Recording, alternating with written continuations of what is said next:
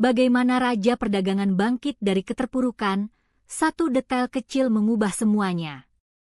Bagian dua lapisan berikutnya mengubah arah cerita. Sebuah kerajaan yang runtuh bukan karena musuh dari luar, tapi karena bisikan sombong di dalam mahkotanya.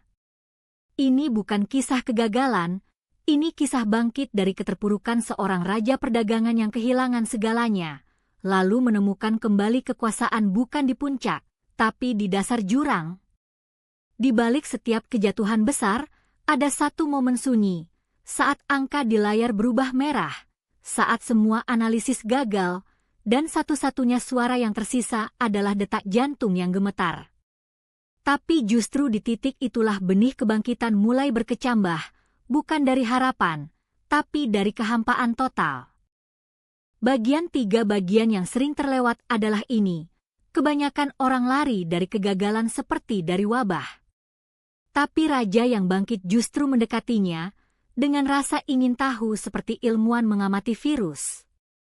Setiap kerugian bukan akhir, tapi data mentah. Setiap kesalahan, peta tersembunyi menuju sistem yang lebih kuat. Bagian 4 dari sudut lain, masalahnya terlihat berbeda. Sandiaga Uno pernah berkata, krisis bukan akhir, tapi panggilan untuk berinovasi. Di tengah keterpurukan ekonomi, dia bukan hanya bicara, dia membuktikan.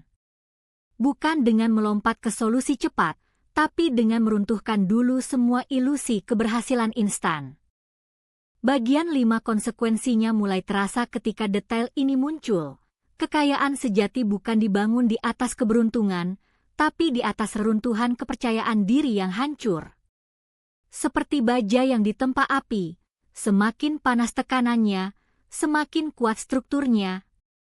Raja perdagangan yang bangkit bukan yang tak pernah jatuh, tapi yang rela terbakar dulu sebelum bangkit. Bagian 6 di balik fakta itu, ada tekanan yang lebih besar.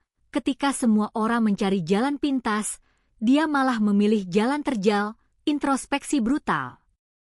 Bukan menyalahkan pasar, bukan menyalahkan nasib, tapi menatap langsung wajah kelemahannya sendiri di cermin retak, dan berkata, aku mulai.